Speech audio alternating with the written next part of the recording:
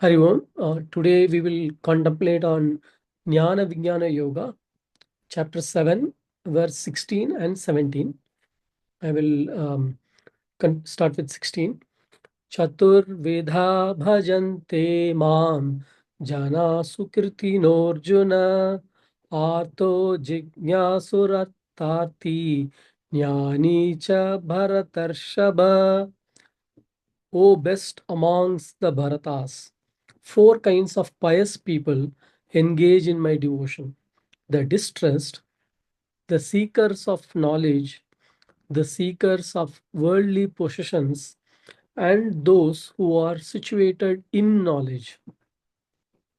Chatur-vidhā, 4 kinds: bhajante, worship; mam, me; janāḥ, people; su-kṛitinaḥ, those who are pious; Arjuna, artha, the distressed; jijñāsur, the seekers of knowledge; artha-arthī, the seekers of material gain; jnānī, those who are situated in knowledge; cha, and bharatar-ṛiṣhabha, the best among the Bharatas, Arjuna. The second one is tesham jnānī nitya-yukta ekभक्तिर्विशिष्यते piyo hi jnāninotyartham aham sacha mama priyaha. Amongst these, I consider them to be the highest, who worship me with knowledge and are steadfastly and exclusively devoted to me. I am very dear to them, and they are very dear to me.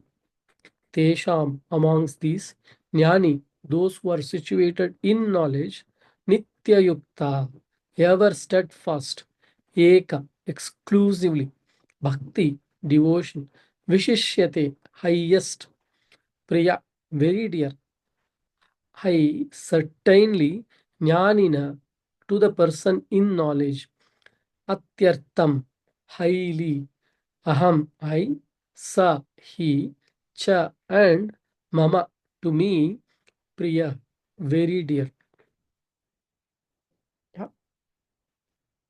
So these are the 2 verses we will contemplate today. I will go back to verse 16.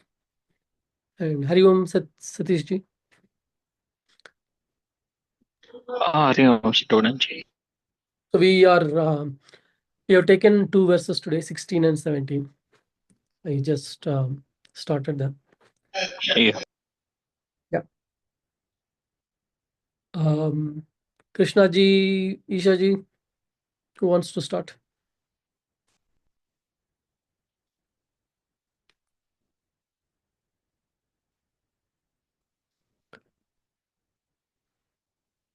It's starting.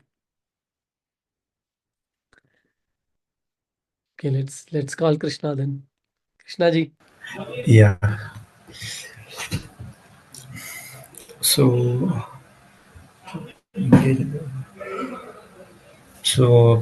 there are 4 kinds of people when they are really in, not really, I would say, like they would need or seek the consciousness. It's like they're defined. One is through whenever persons are getting into difficult situation, that's where they try to uh, think of others or like higher self. And other is the whenever they need something, they would think of that situations, and those who like really seek knowledge. But the fourth one is like who I feel who are situated in knowledge. I mean, those who practice this jnana. Sri Krishna says those are the ones who really are considered or like are closest to them, closest to the consciousness. So that's about the phrase, I mean, the sloka. So through this sloka, what is the learning I'm getting is like these are different, I would say, levels or the pathways. I'm just that's how I'm interpreting. Like first, people would always go with mean, I'm not considering everyone, like this is how I thought. So whenever there is You can a take yourself as painful example. situation. Sorry, Saranji. You can take yourself as example, and maybe that will. Yeah, yeah. Yeah.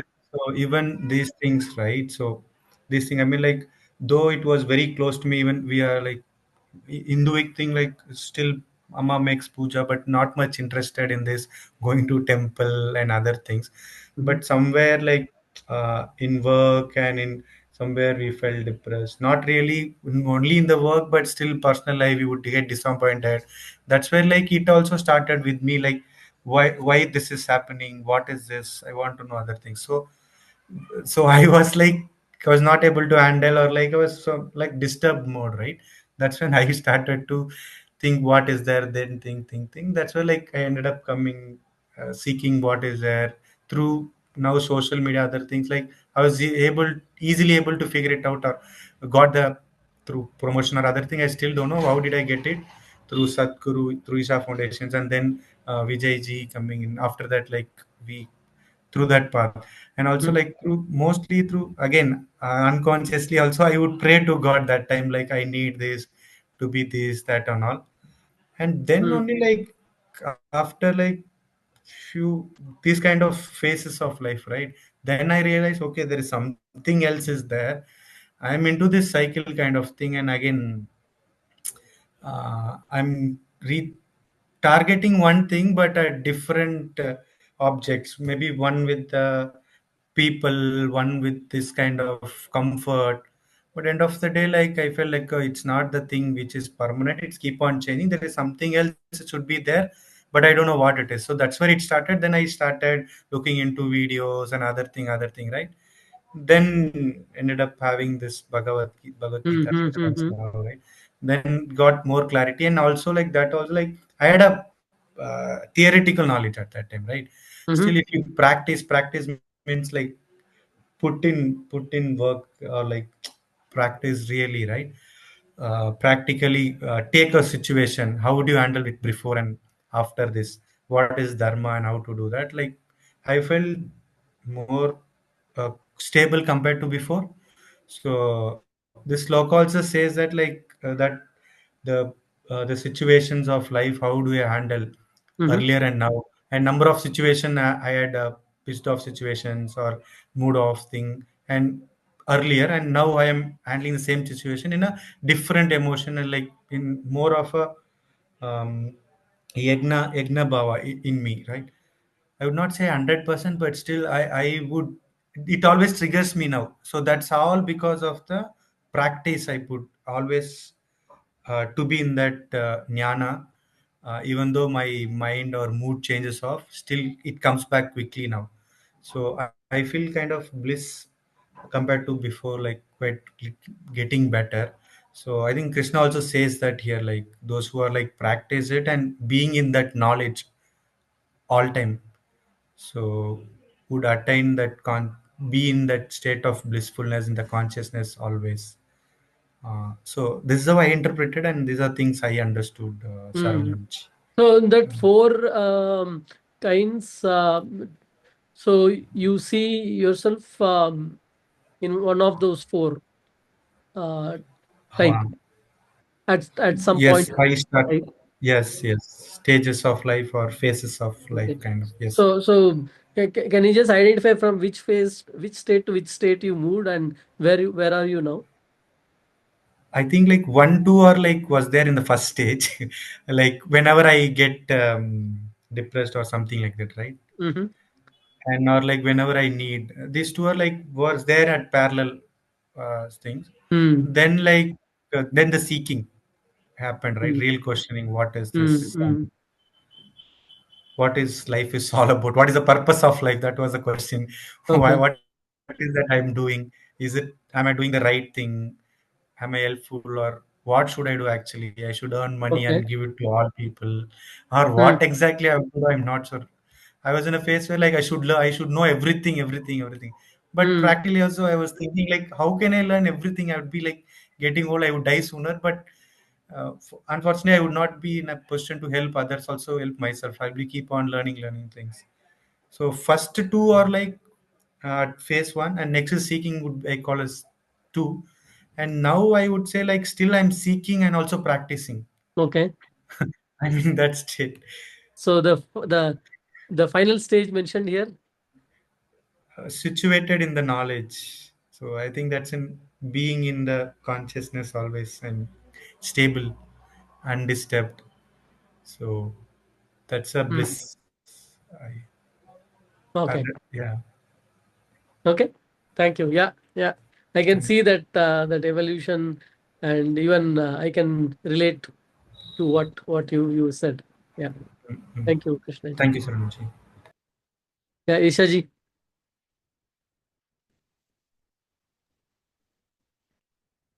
I actually don't have much to say, Sarvananji. I don't know. My screen is loading. I'm not able to see the shloka. I'll just look. Yeah. The same, I think I understood as it is. I mean, as what was written in the here Krishna is explanation of the about types of. translation. No, I just. Do you want me to go through it again, or if it's not loading?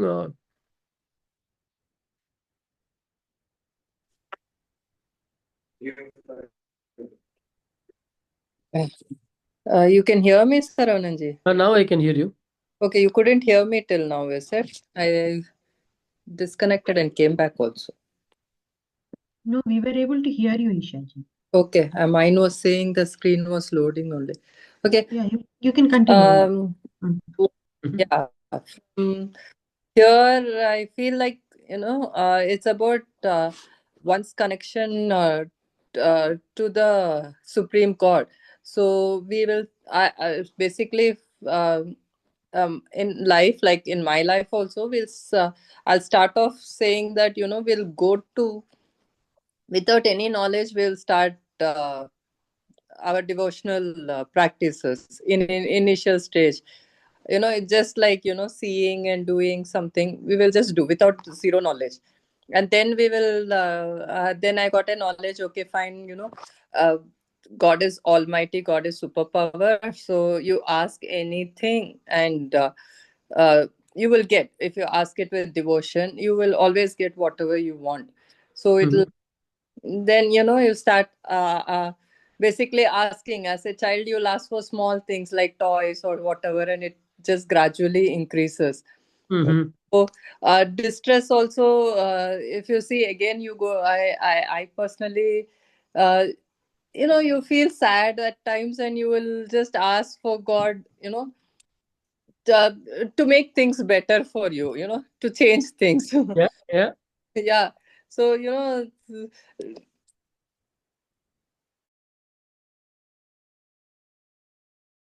I thought I will pray the whole night, I will get it all back, everything like that. So that was, you reach devotional service at each age also, and each age related to how much of knowledge you acquire, you reach at certain level. So after certain time, that you cannot just go without doing anything. You just ask for things you will not get. You have to work hard. So you have certain knowledge of what you want, or certain knowledge of who God is, and what's your relationship with your God. And then you sit and that's for, like, understanding more. And I think the last thing says that when you have that connection, and what you actually have is that when you understand that you are not just this body, and you are a part of Krishna, you are a spirit soul. And from that place, when you have devotion, I think that's what is next sloka says, that you're very closer to God. That means everything is temporary. Your distress, or what do you call, what was this called, that worldly possession, or Artha-arthī. knowledge that you possess in your lifetime, everything is actually something that you will leave it behind and go. So what you see is your pure consciousness. When you reach that level, and then you are connected to your connected to the Supreme Self is when the actual devotion starts, like actual path of, or whatever the transcendental place we are as living.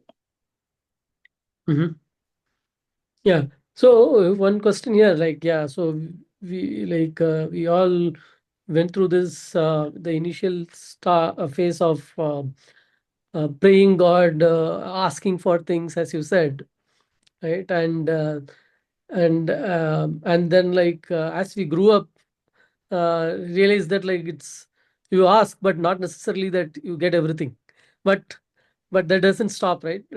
Continue to ask. How has uh, what kind of now, how do you take that now?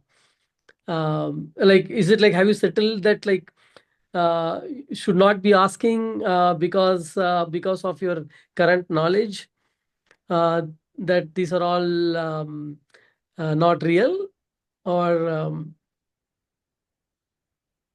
No, the asking, uh, for a clear path or clear understanding, sometimes, yes, how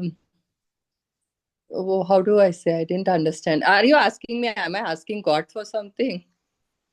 yeah. So as we said, like, initially the artha-arthī, like, the one who prays God, asking for all the material comforts, right? Uh, Hmm. be like wealth or health, and then uh, the artha, the one who's distressed, or like we usually go through, if some things don't go well, right? Pray God to get out of it, recover from that, or like you really see like you look for some help, Hmm. Yeah. right? So and not necessarily that all the time the prayers you feel are answered.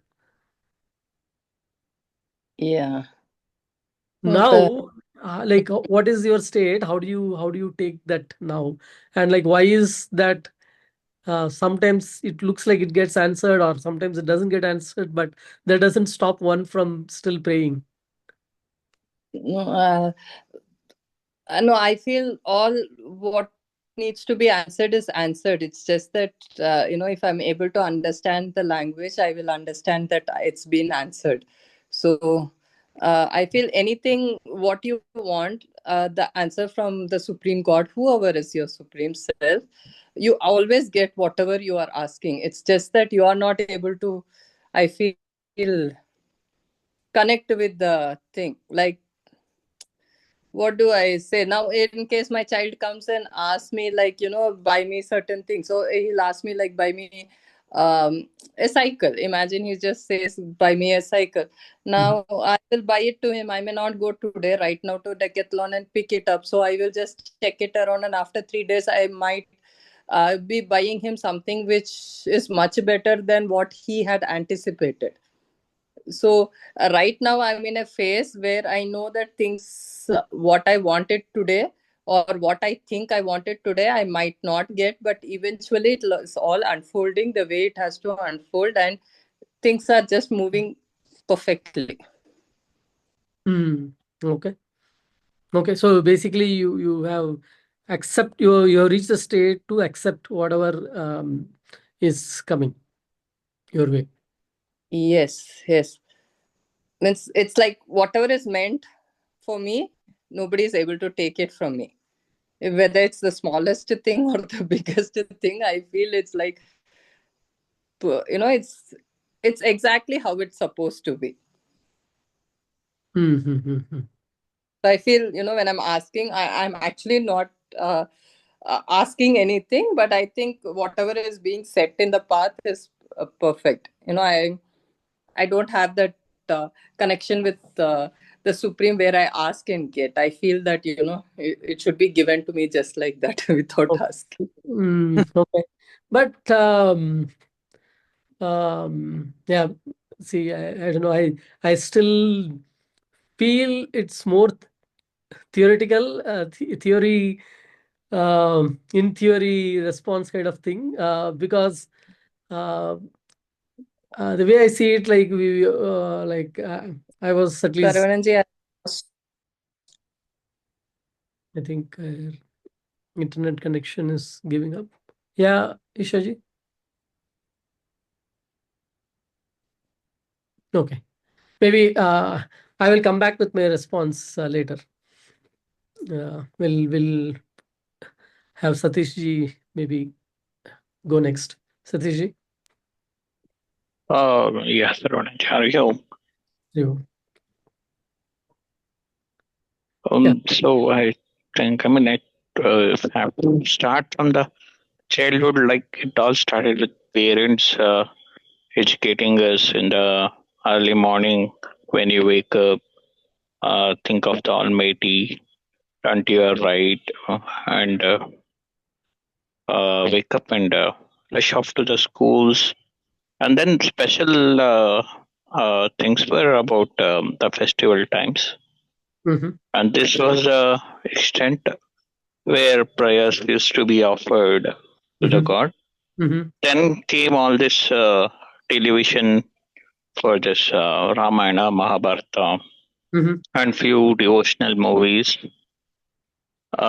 which helped us to, see it in better. And based on these movies and the concept of God, like we pray and He comes and fulfills our wishes, was the idea behind all the devotion and puja and all that.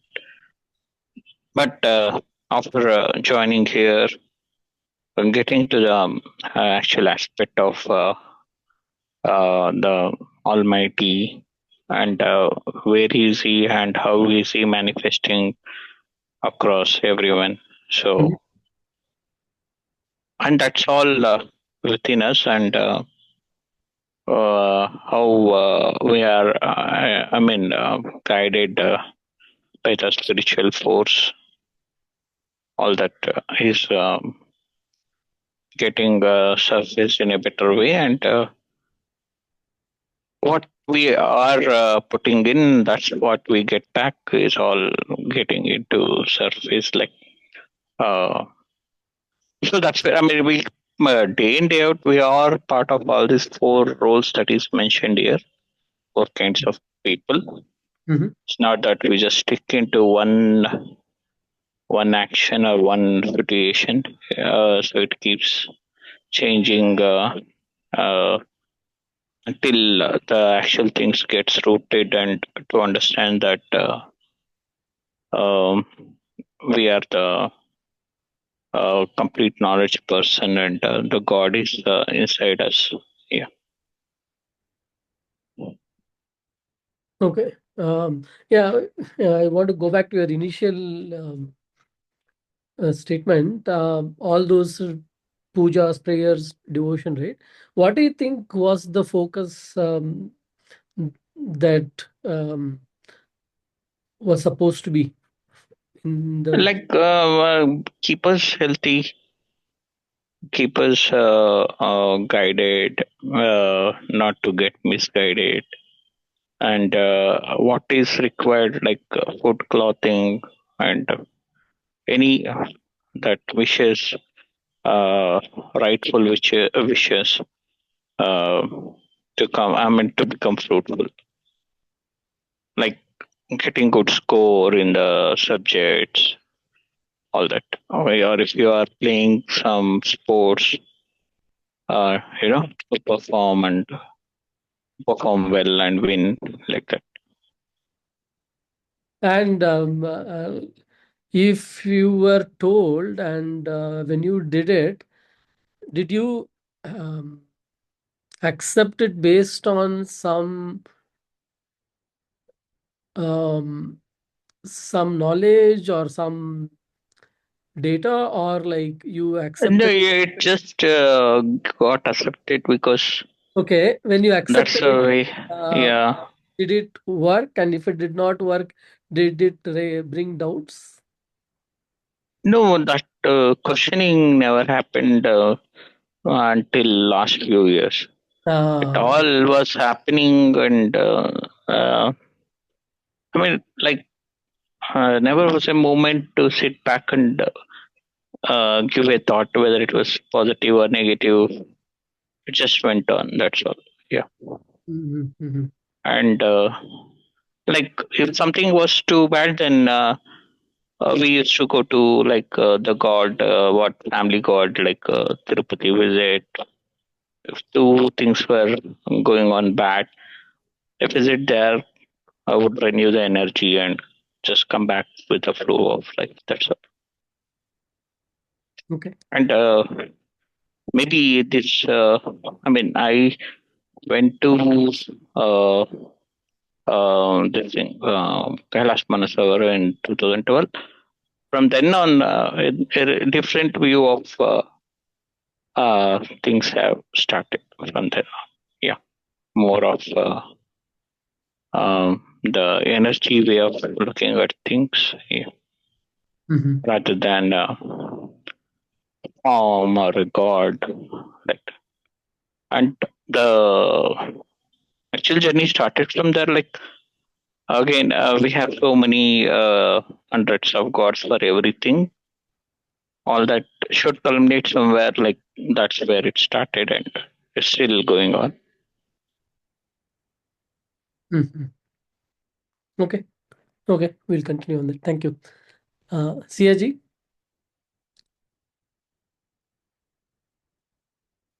Okay, Siaji will not be able to. Yeah. Shubhaji, then we'll move to you. Yeah, Krishna is talking about four kinds of people who will engage in his devotion. The first, he talks about the distressed. The distressed are the people who are always in a state of depression or dejection. We can take the case of Draupadi here. When she had trust in her husband, they never helped her, and they couldn't help her, and she then went to the Bhishma Pitama and others, but they also couldn't help her, and in a state of distress. And in the end, she called up for Krishna. So her devotion, only when she had surrendered, she got the help of Krishna. Then the seekers of knowledge. Seekers of the knowledge are those who are very curious about what the scriptures are, what the things are happening, and what is going on in each books. They want to know in details about what is going on in the in all these about God. Literally, they want to know about God. The third seeker is of worldly possessions. Like, I want to have this, that, I want to achieve this many things, power, everything. We can take the example of initially Dhruva. Dhruva was also like, he wanted, since he didn't get love from his dad, he wanted to achieve that through by praying to God. But later, when he realized that God's love is more than anything else, that is when he gave up all his worldly possessions and said, God's love is everything. Then those who are situated in knowledge, those are the people who understand that the truth is nothing but the ultimate love of God is the ultimate truth, the knowledge about the self. That is when you achieve everything. So that is the fourth kind of a devotee. I have a question here. Sir, if you could help me. They say seekers of knowledge and those who are situated in knowledge. Isn't seeker of knowledge the initial stage to those who are situated in knowledge? There is a distinction that Krishna wants us to have. Seeker of knowledge. So there is a seeking. So which means there is a curiosity. So there's a question. So somebody is seeking. And where do you and say we have gained the knowledge? Oh, I have learned and I have remembered. So there is a difference between the seeker and the knowledge that they're seeking. So therefore, they still have not yet looked at that ultimately this knowledge is a transformational knowledge, that the seeker has to be sought. So that is not yet the clarity. So a seeker, okay, so what does Bhagavad Gita say? What does Quran say? What does Bible say? This is quoted in this scripture. Oh, they have that power, they have this power. So there is a seeking, but it is now become a little more subtle. Earlier, it was all about gaining material things. Now it's all about, I know that, I know this. Oh, I can quote there, I can quote this. So it becomes more of a mental game. So there is a more of a knowledge gathering game. It's like somebody who is interested to learn. No application. So the Okay. fundamental aspect that Sri Krishna is pointing at is, what does he mean by those who are situated in knowledge? It is like the seeker is the sought. So it is ultimately, it is about me, and it's about my personal transformation is what a true jnānī's shift becomes. That the knowledge that I'm seeking is actually about me. And who am I? So that has to become the fundamental search. And a genuine search, like how Krishna ji started saying, no? Once when he had that genuine question, or how Satish ji said, once when he had that genuine question. So now the seeking is of a different nature. It's not just about gathering knowledge. It's about, am I transforming? And who is the one who is saying I'm transforming? So a genuine, honest introspection, what I can call as self-realization. So that's the distinction between these two types. Yeah, okay, got it. Yeah. Thank you, sir. Yeah. Yeah. So, yeah, as everyone shared, yeah, before I was aware, or the way I was brought up, where me and the God, that identities were established. Yeah, definitely, since the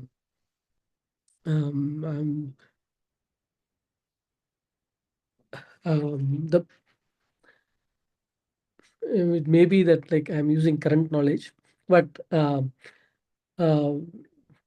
like once I was born, it's not that like you're born with our own interest or needs, right? So for everything, there was this superpower, and you basically rely on him. That connection was very strongly established, and through prayers. And now if I have to go back and see that, it was more of um, the bhakti phase, where the focus, that was the question I was trying to ask, the focus was on bhakti. And hence, like all the stories that were told, like the big stories, like which I remember, are one is which Shubhaji quoted, Draupadi's that help seeking scene, and the second one being Gajendra Moksham, where the elephant, when Gajendra elephant cries for help, right? It's very strongly there in my head, where like the way that story is explained is like the God just comes in no time, not even like waiting for his vehicle to be ready, and the reason always given was the true bhakti. It is how that true bhakti is, right? And that's how the God responds to the devotees. right? And the example given in case of Draupadi was like when do you think of God, right? And is it like in case of Gajendra, it was like the instant, the moment, or like when it was caught, it tries to fight, and then it goes same way. Draupadi asked for help, and then like because again she had the connection with the God, and she remembers and to call, right? And these basically the examples were set to improve, or like to focus on the sincerity of the bhakti. It's not just in the presence of the idol in the temple, pray, and then like the next moment again you get into the other work, where like you're thinking, okay, if hopefully something good will happen. No, it was like the intensity was very high. That's how I see. And recently I'm like very much fascinated by the story of Narayana Bhattatri, who has written Narayaniyam.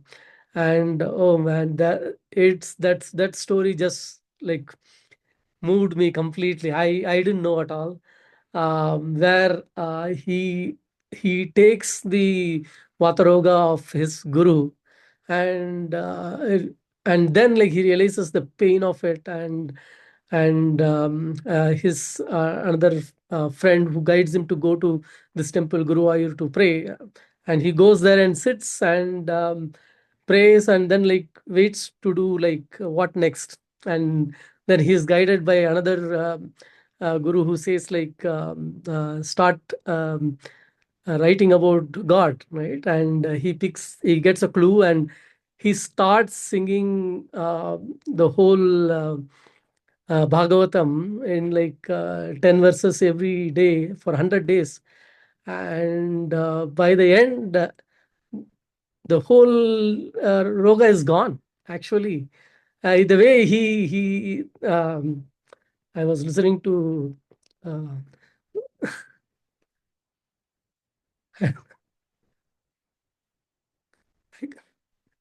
that's not coming. Uh, I was listening to Dushyant Sridharji. So he actually cried, and I, he says that like when the last day he's singing, he hears someone tapping from behind, and he turns around, and he sees Krishna, and he's like,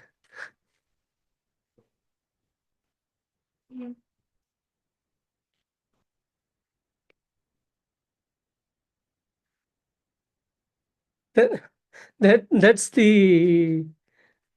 um, that's the intensity or connection he had, right, for bhakti. Right, so that was what I was trying to come to. Yeah, so I think even distrust, though he says that uh, the highest is those who are situated in knowledge, right, who identified them. But I think, yeah, in bhakti, basically like one loses the identity and connects with God, right? And so it's not that one should accept things, saying that okay, this is what it is, everything is fine. Rather, the idea is like how do you connect, right? So I think that should not be ignored. I think that's what I was trying to ask when Ishaji was explaining. Yeah, thank you.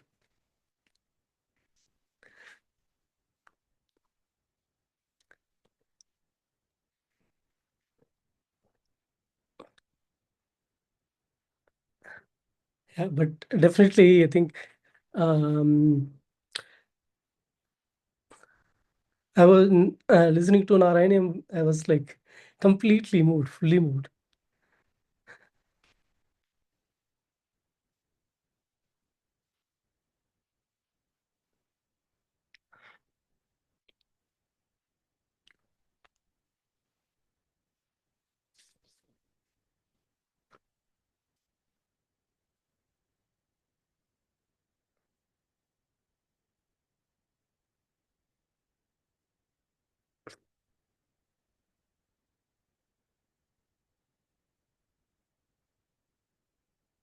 Yeah, Gigi, please.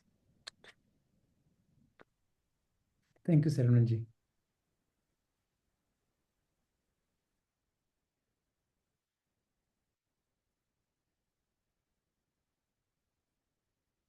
So, what is Bhagavad Gita? We think of Bhagavad Gita as a scripture, a book, a text that contains some dialogue between two people, which is supposedly seen by two other people, which is supposedly written by two other people. You all know the story. Vyasa and Ganesha wrote, and who the characters who are seeing this whole thing happening? Dhritarashtra and Sanjaya. And fundamentally, it's a conversation between Krishna and Arjuna. So, when you and I see this as a scripture or a text which is having this kind of a dialogue in this story way, so there is a certain curiosity. There's a certain, okay, so it has some information. Okay, one day I will read it, or one day, when I read it, I may not understand it. So like that, various ways by which people relate to Bhagavad Gita. But what is Bhagavad Gita fundamentally? Bhagavad Gita fundamentally is a tool for transformation. It is not a book to be read and locked in the mind saying that, oh, I have also read and completed Bhagavad Gita. There's a difference between transformation and curiosity. So transformation means what? Transformation means going back home. Going back home. Because all my life, all your life, each one of us is searching for something. What is that you and I are searching for? Somewhere where I am happy, healthy, peaceful. Fundamentally, that's all the search of life is for any one of you, for any one of us. In any situation of life, what is that you want? To be peaceful, to be happy, to be healthy. But that particular place, where is that place and how to reach there? When that map is not known, when that journey map is not known, you and I go wherever, however, and many a times, like a dog chasing the tail, we may be chasing that elusive, what I can call as the home. And that is the power of Bhagavad Gita. The power of Bhagavad Gita is, it gives you a clear map of how to reach home, how to reach your own inner divine sanctum sanctorium. We go to a temple and we say, why are you in the temple? Oh, I'm here to see the God, to have the darshan of the God. Where is God? God is in the sanctum sanctorium, in the Garbhagudi. And that's a place where when you go there in a crowded place like Tirupati, you hardly get few seconds. Nobody knows what you saw, why everybody is rushing. What is that I'm supposed to be seeing? But you go there, sanctum sanctorium, and you move. Where is that sanctum sanctorium? Where is that Garbhagudi? Where is that who you and I call as the divine? Where is that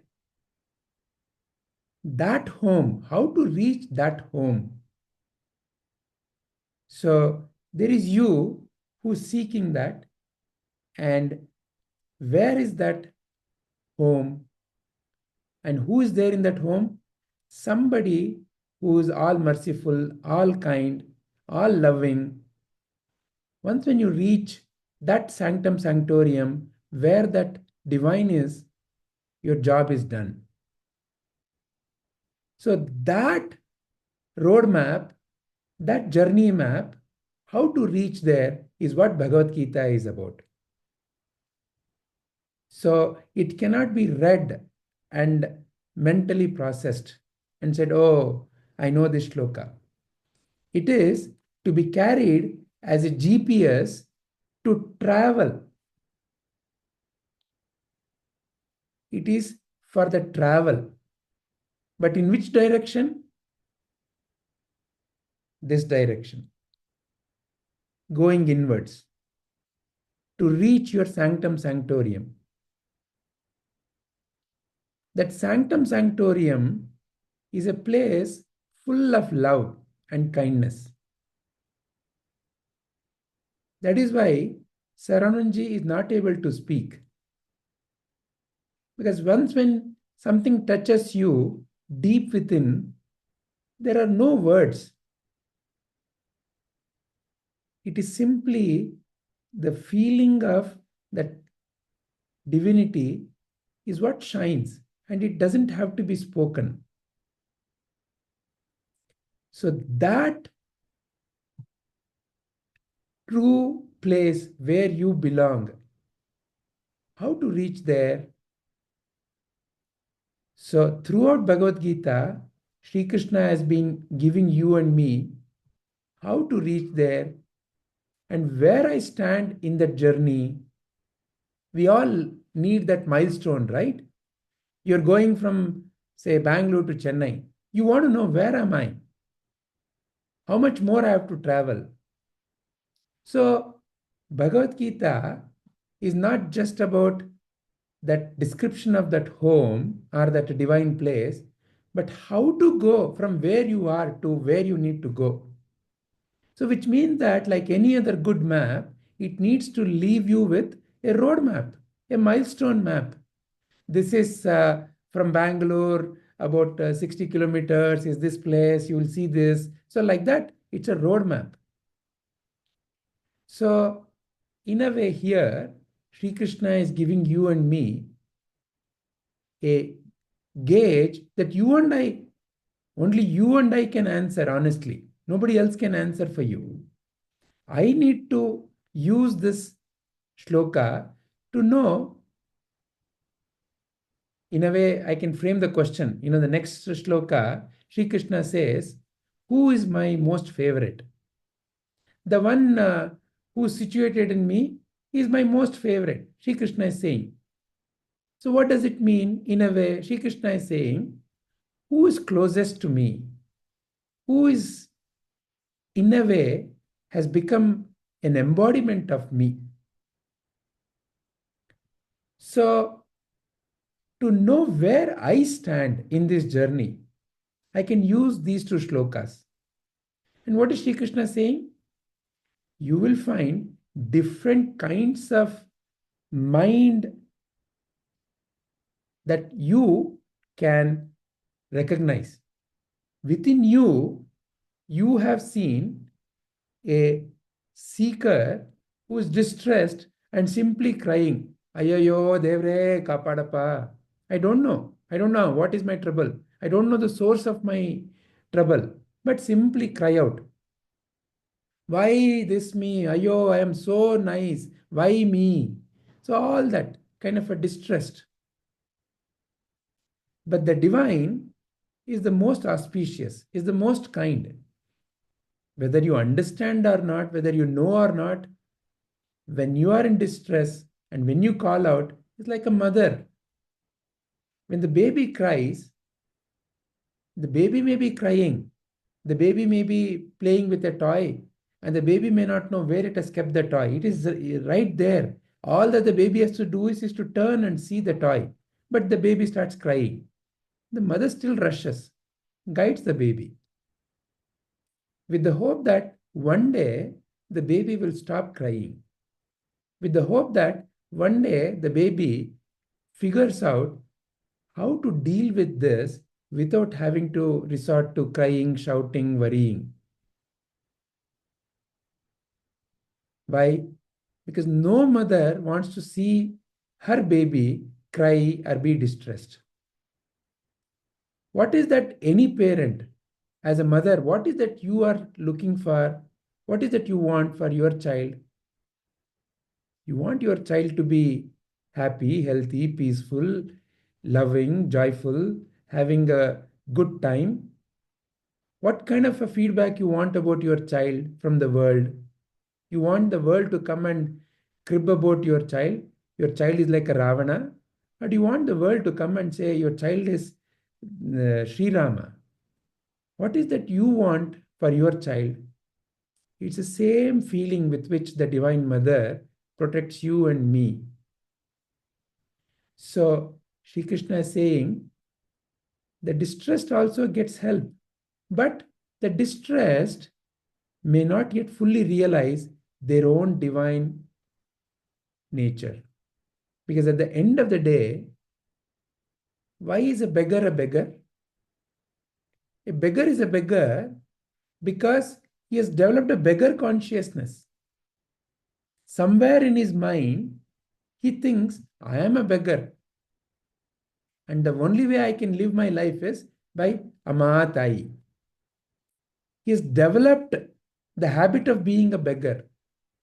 When he was born in this world, he was not necessarily a beggar. He developed that attitude of life.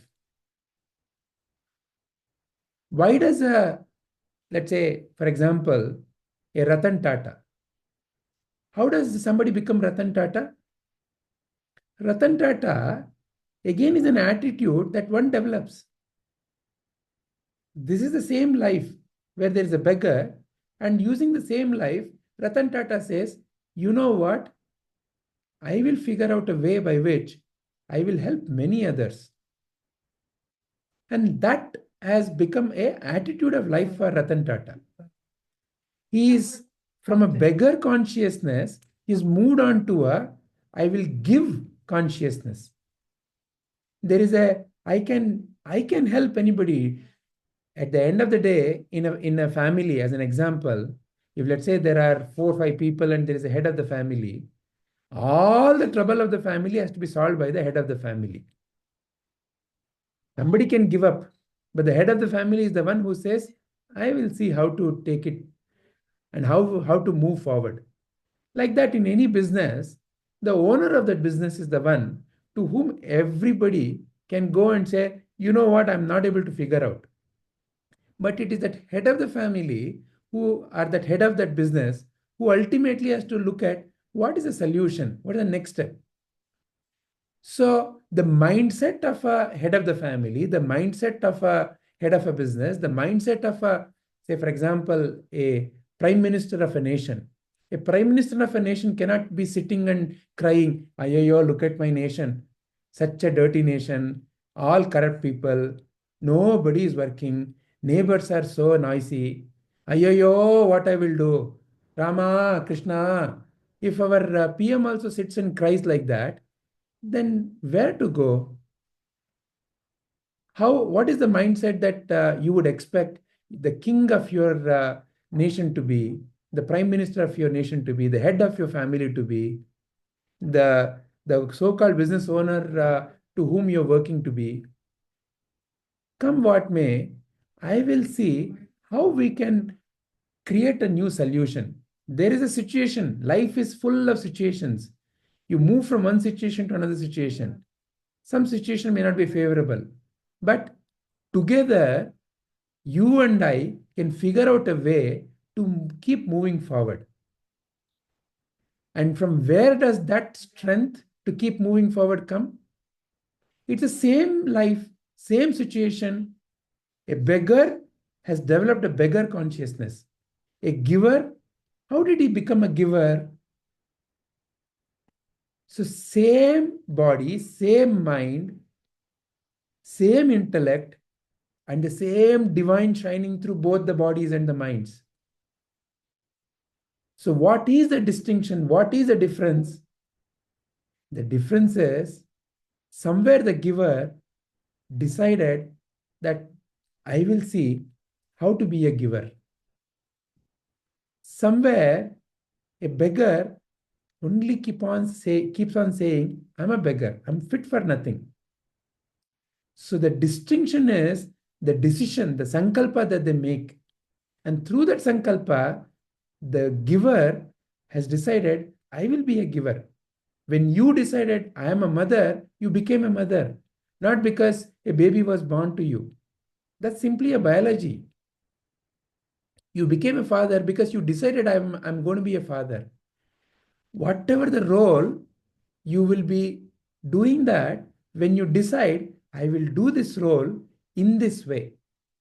Not because that role is given to you.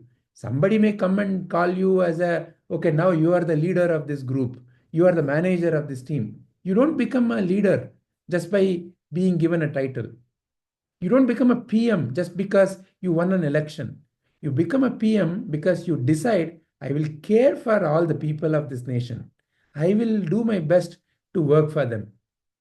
So like that, Sri Krishna is pointing at the one who is situated in knowledge. What knowledge? The knowledge that Tatattvamasi, you are that. That Sarvam Kalvidam Brahma. All that is divine only. So Sri Krishna is saying, the one who realizes his or her true nature and the one who lives life with the attitude of how I can offer. So through such a being, Sri Krishna is saying, I am very close. Means what? Krishna's energy only flows through such a being. So how can PM Modi work for 18 hours? Because when there is no more, what is there in for me, when it's only about how can I care for others, that energy naturally flows.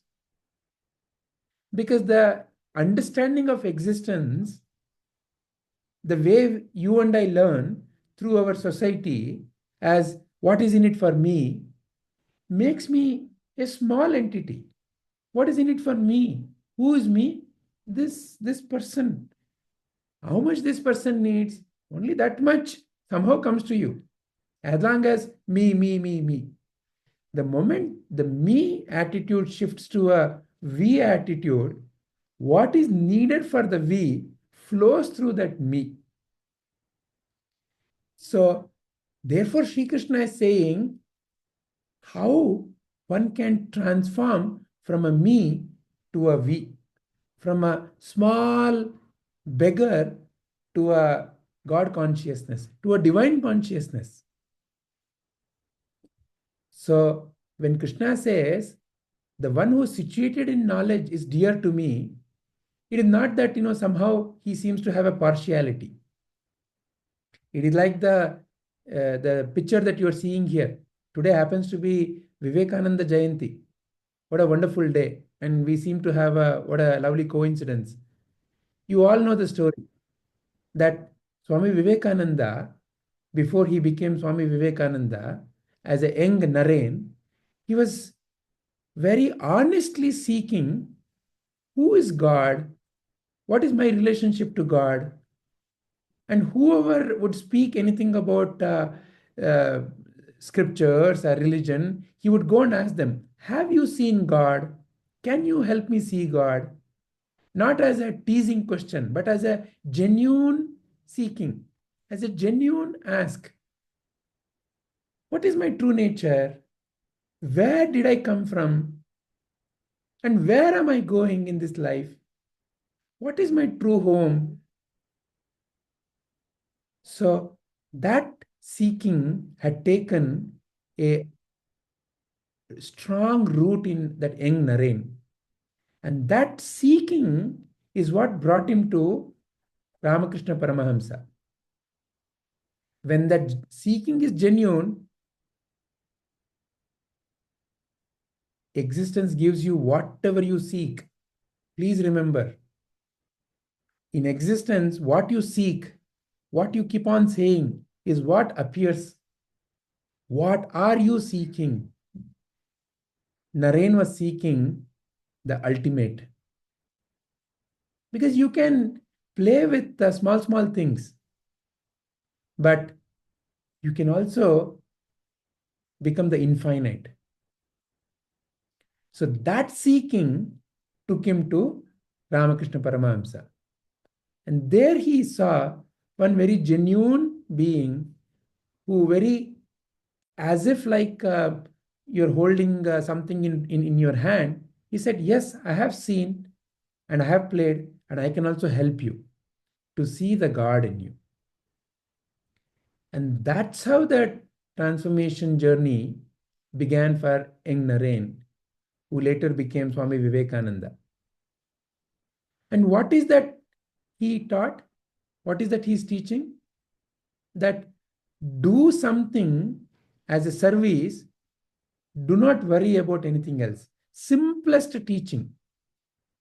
Because it is in the service that you and I find that inner divinity. To serve another being is the simplest step that you and I can take towards self-realization. Because the question about who I am can be clearly identified, recognized only in a mind that has become silent, has become pure. Because to reach home, there is some cleanliness that is needed. You cannot simply go to a sanctum sanctorium. You cannot simply walk into a temple wearing whatever you want, dressed however you are. It won't work. You may go there. You may influence the archaka, give him 1,000 rupee and rush ahead and go into the so-called VIP line. But will you truly have the darshana? Is darshana a matter of giving 1,000 rupees and going and standing in the VIP line and becoming few more inches closer to the sanctum sanctorium? Is that the darshana? No, that won't work. Because what is needed is, Lord is seeking your inner purity, your inner genuinity. And that genuinity is what was there in Naren. And that inner genuinity, when it is there, a true master easily can guide. Because what you are seeking is none other than your true self. So the seeker is the sought. How far are you away from your own self? You can be 1,000,000 miles away when your seeking is outward. Like a jijñāsur. I will read everything, I will understand. That was the story of this Bharadwaja Muni. I want to understand all the Vedas. It is said that after his first life, he prayed to Brahmaji, give me another life. Like that, 3-4 lives happened. Brahmaji asked him, what are you seeking? I want to learn all the Vedas. After many lives, he got tired and asked Brahmaji, how much have I learned? Brahmaji says, imagine a big mountain. Imagine there's a big boulder on that top of the mountain. Imagine a small speck of maybe a small dot. That much is what you've learned so far. Because how can you and I ever imagine infinite? Knowledge is infinite. When you look at the world, the worldly knowledge is infinite. So how can you and I gain something through such a seeking? So seek that through which all seeking ends. Know that by knowing which all that can be known is the secret that all the great masters are teaching. Know that by knowing which all that can be known can be known. It's like, can I learn all dishes? In a way, yes. In a way, no. How is it no? If I know one biryani, there are 100 varieties of biryani. I will never be able to complete in my own lifetime learning about biryanis. How is it yes? When I know that biryani is nothing but a constitution of some 6 fundamental tastes, in a way I know, oh, I can mix and match and I can make any kind of biryani. I have the capacity to make any kind of a biryani. I know the fundamentals of the biryani. I know the fundamentals of music. When I know the 7 notes, I may not be able to read all the novels, but I know how to read English, the alphabets, the words. In a way, I know. I may not know novel 1, 2, 3, but I know I can read it. So like that, know that by knowing which all that can be known can be known. So such a being, such a seeker who truly is walking the path of transformation, Krishna is saying, I am very dear to them. Mother loves all the children. It is not that the mother has any partiality towards any child. It is in the mind of the child that the child may say, you know, my mother loves my brother more than me, or my sister more than me. Not in the heart of the mother. And how can the child ever know the heart of the mother? Until the child himself becomes a mother or a father, there is no way. So, in a way, the only way to know is to be what you are seeking. To realize that divine within you. To reach home. And Krishna is guiding you and me. Is giving how to reach through jnana, how to reach through bhakti, how to reach through karma. And is leaving various measurements. He is given the biggest measurement. A jnānī, a sthita-prajna, is the biggest measurement. How does a sthita-prajna live his life? In the earliest chapter itself, he taught you and me this, how to look, what are the external signals of a sthita-prajna. Why? Because you and I need a reference in life. How do I know something is taller or shorter? When I have it in reference to something else, so that you and I can see. Similarly, here is leaving you and me a measure. But what is the feeling a mother always has for the child? It is not about who is better or who is worse. But the mother wants every child to have a fantastic life. So what does Krishna want for you and me? What does Sadhguru want for you and me? That each one reach home. That's the prayer. Sarvesham swastir bhavatu. Sarvesham shantir bhavatu. Sarvesham purnam bhavatu. May each one realize their completeness. Then only Sarvesham mangalam bhavatu. Only by recognizing your completeness can that mangala happen. Hari Om.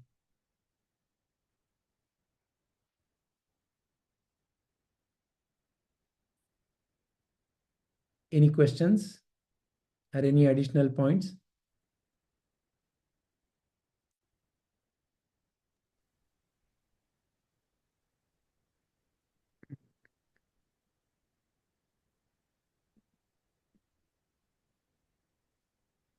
Wonderful. So if there are no questions or no additional points, shall we conclude, Shubhaji, Sarvanji? Yeah. Hari Om.